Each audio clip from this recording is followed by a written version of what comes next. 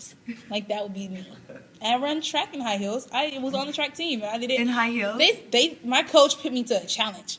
He was like, "You're the fastest runner on the team, and you need to slow down." I'm like, "Okay." He was like, "What were you gonna do to make you slow down?" I'm like, "I can't slow down. I'm too fast." And he goes, "I bet you can't run in high heels." I'm like, "I'll take you up to that bet. $5?" He like, $5. And I'm like, 10. Make it 10, and I'll show you. And I gave him $10, and he put me up against the other 5 people fastest in our track, and I beat them all in high heels. I'm like, "I'm a champion. Give me my money," and he gave me $20. You were talking about how you really love to go to school. So what is it about school that you love coming to? I love coming to school because I love getting my education and learning new things. And I love going home able to go like, "Mom, did you know? Dad, did you know?" And then teaching my cousins something new and being able to, whenever they need help with homework, I can actually help them with homework. And I don't know, it's just, I always grew up loving school. And so why did you decide to come to CSA? Was it for art or for... See, I've been wanting to come to CSA ever since I was little and found out CSA existed. And I wanted to come here because I love to sing, I love to dance, I love to act, and do poetry. Those are my main things. And, like, without those, I would be dead right now. Like, that's how I feel. And when I found out CSA does that, I'm like, I have to do it.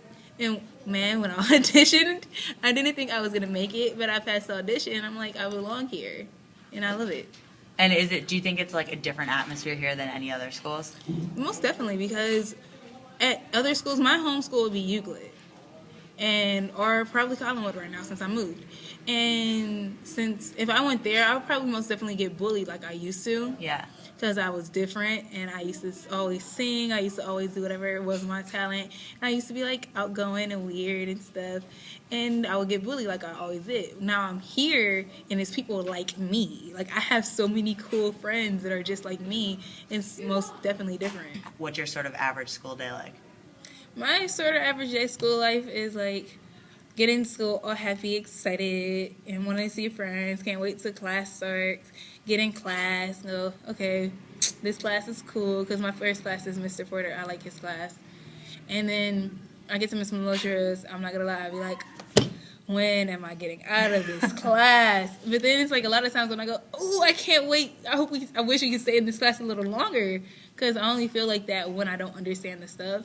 More. She's like, I like Miss Lotra. She, like, at first me and her was on a bumpy start. Yeah. Me and Miss Lotra, we were on a bumpy start. I'm like, I really hate this class. You suck. And then further on, I see she cared. I'm like, I like this teacher. And then we started doing stuff that I thought was really cool.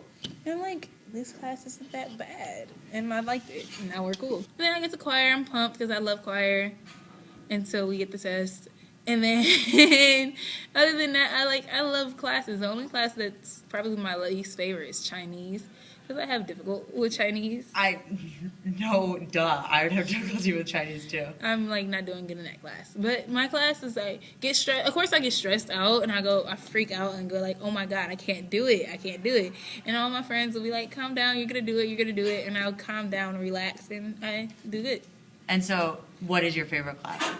My favorite class is Miss Mac English. Like, no doubt, that is my favorite class. Why? Because, like, so science used to be my favorite because of the experiments and stuff.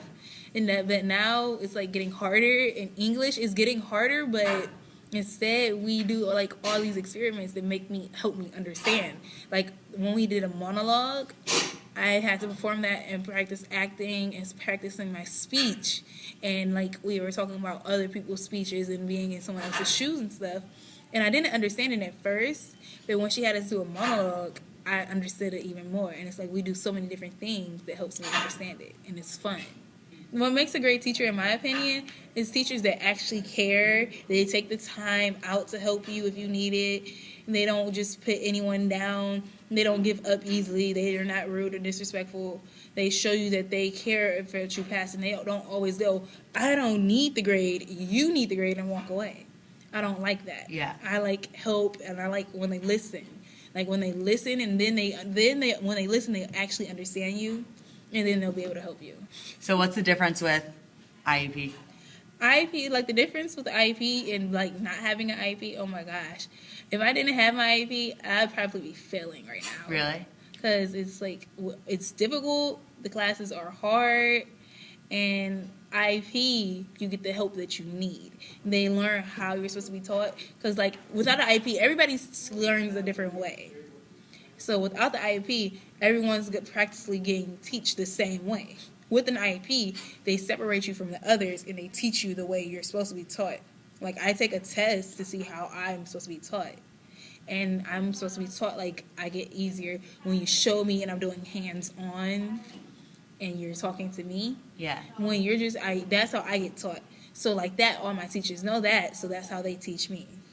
That's awesome. I like that. And how'd you, I guess, find out about the IEP and like know to take the test and stuff? Actually, I was on an IEP ever since I was little. Really?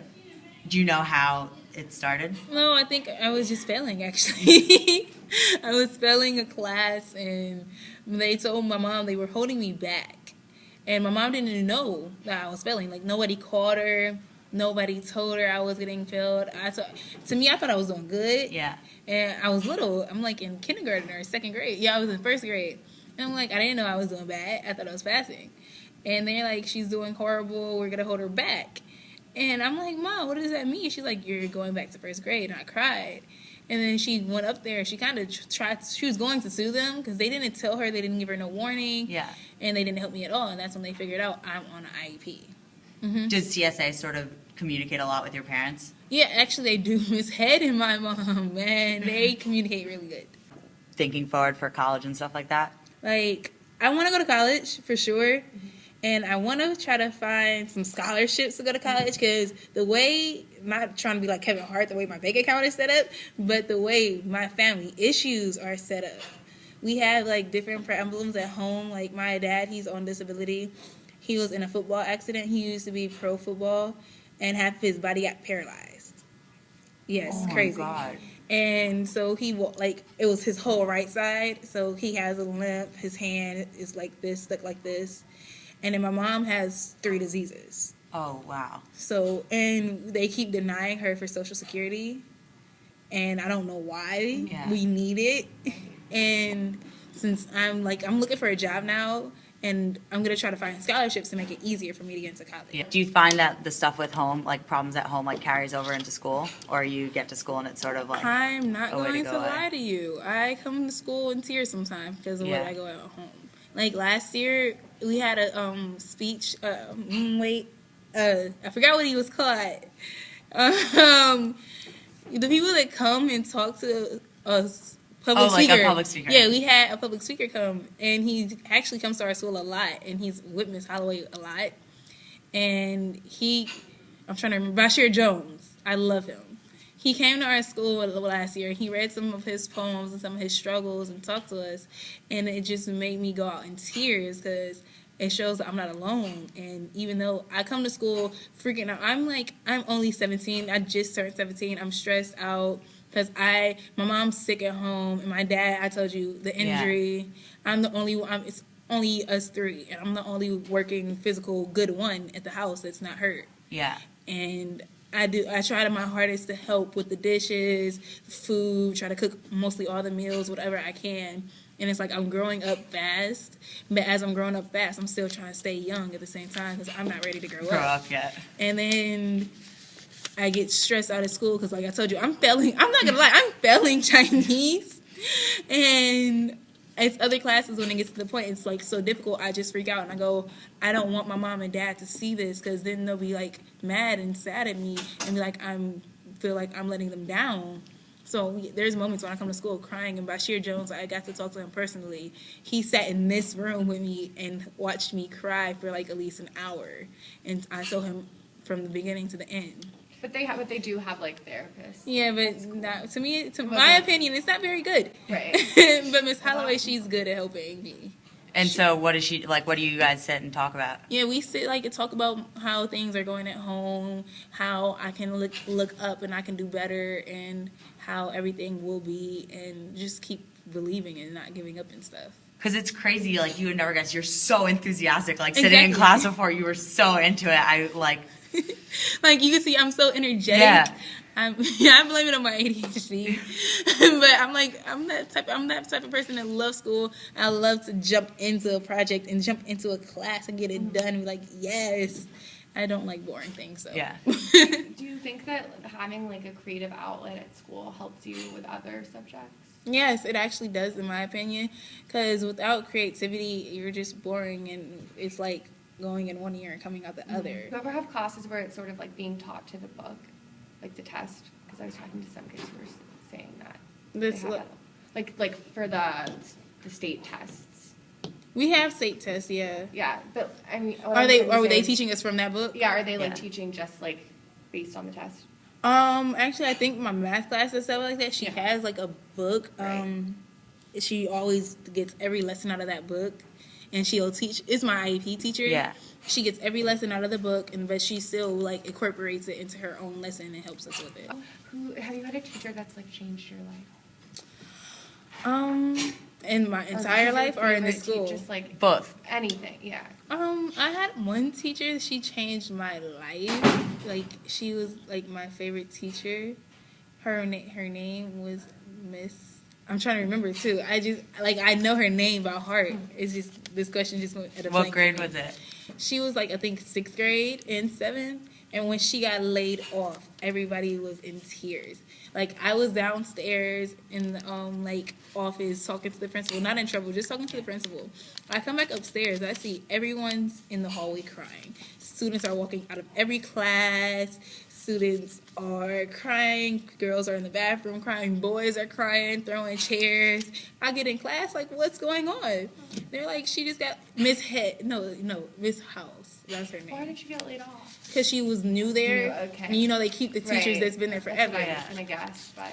And she was like, they told me she got laid off. I'm like, that's not true. She can't get laid off. And I didn't know nothing about getting laid off at first. And I go in class, and then everybody's in tears. She's even crying. And I'm like, what's going on? And they're like, she got laid off. I just walked out and just cried. Without her, I would have never passed math. Like, it was like, I wouldn't be able to pass math right now. Because math, before she came around, was like, I don't know this. I hate math. It's the worst subject in the world.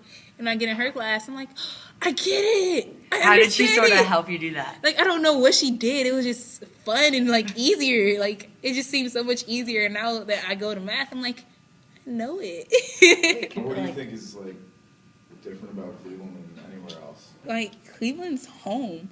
Like, and I really want to move out of Cleveland, but I don't want to move out of Cleveland because this is where I grew up. This is where I was raised.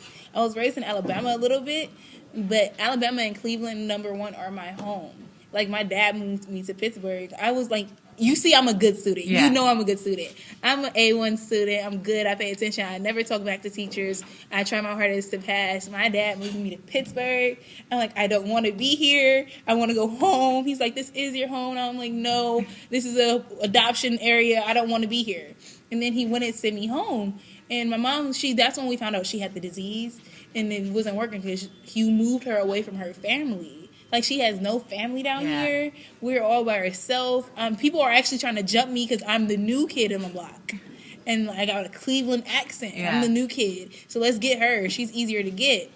And, like, I started acting up because I'm like, I want to go home. You're keeping me somewhere I don't want to be. My she's practically on her deathbed because she's, like, away from everybody. She has different doctors that she doesn't have no idea about, and they have no idea about her disease. She's on her deathbed, and you're keeping us here? So I started acting up, and that's how I got back home. And now I'm back good. When were you in Pittsburgh? That was actually last year. I moved back half of the quarter because I was trying my best in that class, but Pittsburgh's their school, like I told you, I'm on an IEP. Yeah. And I'm supposed to be in small classes. It was like 40 of us in one classroom. Do you think I was learning? Yeah, I know. Like, what did that add to the classroom dynamic that's different here? It was like, so CSA is a small school for real. And they only accept certain people. The school I went to, they accepted whoever. They don't care who you were. They accepted whoever. And the teachers, I had teachers that didn't care. And they were like, here, whatever.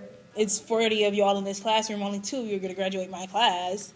I'm like, I can't learn in this process. I need help. And you're like, it's too many of us that you can't even get to me for a second and help me. I can't learn here. And I needed the help. And the only class I liked in Pittsburgh that I was passing was my social studies class, only because we were learning about the Salem witch trials. And for some, that caught my attention, like, really good. Yeah, because it's crazy. It's cool and crazy. I'm like, that is epic. And, like, I just got addicted to that. And I guess before you were talking about how you want to come back and help kids, Yeah. how, like, what would you do? Like, what do you think is the things that, like, need improvement that you wish was happening? Like, a lot of, nowadays, you see a lot of kids nowadays getting abused, getting hurt, or I see, like, a lot of kids on the street nowadays. A lot of them gave up or didn't graduate. And I was going to be one of those kids. I had plenty of times when I wanted to run away. Plenty of times when I packed my bag and almost hit the door. And, like, I want to show them that if I could do it, you can do it. And make a difference. And, like, I want to be that one. I want to be that person and touch at least, if I can't touch everyone's heart, I want to touch one person's heart and make a difference. And, like, with animals, God, I love animals. Like, we help all the neighbor street cats on our street. Like, we actually have an outside cat now, and we got its shots and everything, and it sleeps outside on a box, on a chair outside. We give it food, and I want to help every animal, especially the ones that are almost going extinct. If I can get to the point when I can help them right before they go extinct, I would love that. What do you do after school? What time does school end? School ends at 2:30. If I don't have nothing planned, I chill in the school. How late does school open? School is actually, I don't know. I just leave when I'm ready. Like, sometimes I leave at 3:30, 4 o'clock. Because, like, me and my friends, I'm a dancer. I told you how I dance. Like, recently I put, like, 2 videos on Facebook. One, I messed up. I'm not going to lie. And I had to put that on Facebook. I was dancing, and when I went to do a flip, I fell into my computer. So I put that on. Sorry, that must be Is that currently on the internet? Yes, that is currently on the that must internet. be Raina's video. It's on Facebook. And then, like, the other one, I was in my pajamas during that one, too. A nightgown. And then the other one, I'm like, I'm not going to fall no more. So I changed and went to some regular clothes. And I danced, and I was doing really good. And me and my friends, we stay after school sometime, and we just hang out in the hallway. We take our coats off, throw our stuff on the floor, and we just, like, make dance videos, or we just have dance battles, or sing, or goof around, or go in the gym and play basketball, or whatever. I suck at basketball. I used to be good at it, but I don't know what happened. But we just chill. And then on Wednesdays, every Wednesday, I'm the president of a digital media class. Cool. What do you guys do? Since I'm the president, I have to answer that question. I've been part of this class for 3 years now. I've been president for this class for 2 years now. We are a class, we do movies. The teacher, she tries to find a way to help us get out there with our talents and more than just our talents. Like, a kid that was in this class, he just joined last year, he is now getting a record deal. Wow. Because he's a good singer. I'm like, I was confused at first because, I'm the singer. I'm like, oh, okay. But then, but she's like, I can't get mad because she did so many things for me. Like, I'm the president of the class. I talk at most of our meetings. I talk mostly whenever we're performing. I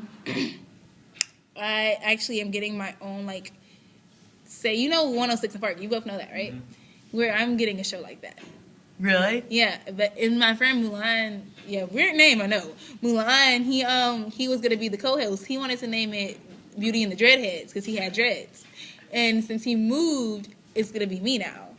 Are you excited? I am crazy excited and nervous.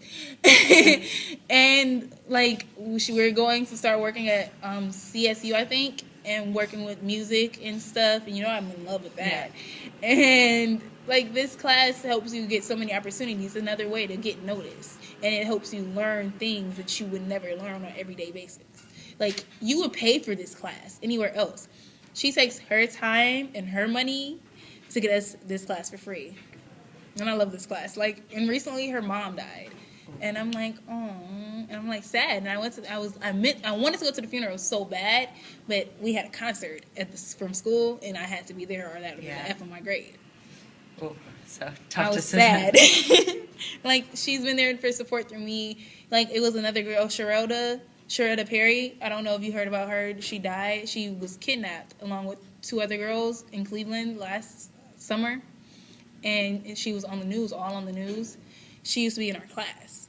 I didn't Wow, know she really? went missing. No one told me. Ms. D didn't want to tell me because she knew I was already stressed. And I'm like, so I would always ask about her. And I would always notice whenever I asked about her, Ms. D would have like a little stiffness to the question. I'm like, where's Sharada? She hasn't been here. And Ms. D would go, oh, she's studying for school. She wants to get the schoolwork done. I'm like, oh, I wish she'd come. She'd be like, oh, I talked to her. She said she'll be coming. And I always thought she talked to Sharada. Sharada died. She was killed. They found her body in the backyard. Oh my God. And when I found that out, she called me one day and was like, it's official, Sharada's gone. And I'm like, what do you mean gone? She was like, Sharada died July 19th. And that made me cry even more because that's my mom's birthday. And I'm like, my friend died on my mom's birthday, and I had no idea about it. That was my first funeral I ever went to. And there's plenty of funerals I couldn't went to. I just couldn't take it. Yeah. And I went to her funeral, and I was there, and I'm like, I can't deal. I was in tears. She was there to support me because she knew Sharada too. We saw videos of her praise dancing. They played a song that every time I hear that song, I cry. But I smile because I know Sharada's in a better place. Wow, that's... My life is tough. Yeah. I'm not going to tell you. You make me cry. Yeah, I Yeah. cry sometimes. I'm sensitive too. Like recently, movies are just starting to make me cry. For the past 2 years, movies are just starting to make me cry, and I don't cry for nothing. What is most important about, I guess, education or school or... It helps you get a brighter future. Like when my education, I want my education to take me so far. Like I want to go past the stars. I want to go to a different freaking galaxy and like be someone. Like I want to be that person that can help. Like my education lets me help the environment, lets me help animals, let me help other students, let me help kids like me, kids in need. Let me help families. Let me be somebody. Let me become famous with what I do. Like to me, it's not always about the money and the moolah and stuff. Like that's not me. Like yeah, I want money. Yeah, I want the money to help my family, and that's the only reason I want the money is to help my family. I want my education to take me farther than ever before.